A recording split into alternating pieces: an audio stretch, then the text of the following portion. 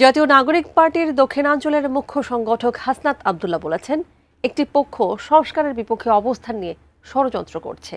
ছোট ছোট মত পার্থক্য দূরে রেখে তাই সবাইকে ঐক্যবদ্ধ থাকার আহ্বান জানান তিনি। রোববার চট্টগ্রামে দিনব্যাপী পথসভা করে জাতীয় নাগরিক পার্টি এনসিপি। চট্টগ্রাম থেকে আদিত্য সুমনের তোলা ছবিতে মনিরুল ইসলাম পারভেজের তথ্যে ডেস্ক রিপোর্ট। রোববার দিনভর চট্টগ্রামে জনসংযোগ ও পথসভা করে জাতীয় নাগরিক পার্টি এনসিপি।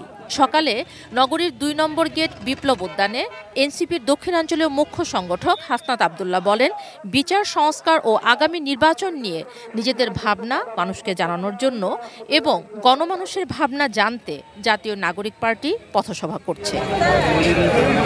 এ সময় ২ ছাত্রনেতা নিয়ে সাংবাদিকদের এক প্রশ্নের জবাবে হাসনাত আব্দুল্লাহ বলেন, ৫ই আগস্টের লড়াই শেষ হয়নি, একটি পক্ষ দেশকে বিভাজনের ষড়যন্ত্র করছে।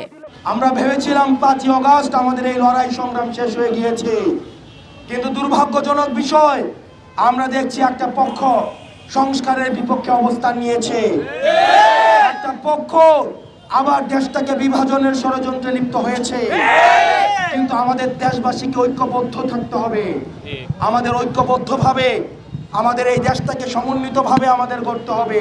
হাসনাত আব্দুল্লাহ আরও বলেন, শিগগিরই অন্তর্বর্তী সরকারকে জুলাই অভ্যুত্থানের বিচার সংস্কার ও নির্বাচনের সুস্পষ্ট রোডম্যাপ দিতে হবে।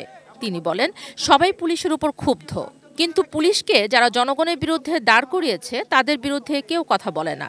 এই অন্তর্বর্তীকালীন সরকারের কাছে আহ্বান জানাই, আপনারা অবিলম্বে আমাদের এই যে বিচার কার্যক্রম, সংস্কার কার্যক্রম এবং নির্বাচনের সুস্পষ্ট রুটম্যাপ আপনারা জাতির সামনে প্রকাশ করুন। এ সময় তিনি সচিবালয়ে কর্মবিরতি নিয়ে হুঁশিয়ারি দেন। সচিবালয়ে বসে এখন যারা ষড়যন্ত্র করছেন, এখন যারা সরকারকে অসহযোগিতা করছেন, আপনারা যদি অসহযোগিতা অব্যাহত রাখেন, এই সচিবালয়ের কর্মকর্তা কর্মচারীদের বিকল্প আমরা এই জনগণ খুঁজে নেব। কর্মসূচির অংশ হিসেবে দক্ষিণ চট্টগ্রামের ৮টি উপজেলায় দিনব্যাপী পথসভা করে এনসিপি। সভায় নেতারা বৈষম্যহীন বাংলাদেশ গড়ার প্রত্যয় ব্যক্ত করেন। আমরা সবে শুরু করছি, কিন্তু আমাদের স্বপ্ন অনেক বড়। আমাদের দেশটা যে পচা ব্যবস্থার মধ্যে ছিল সেই ব্যবস্থা আমরা রাখতে চাই না।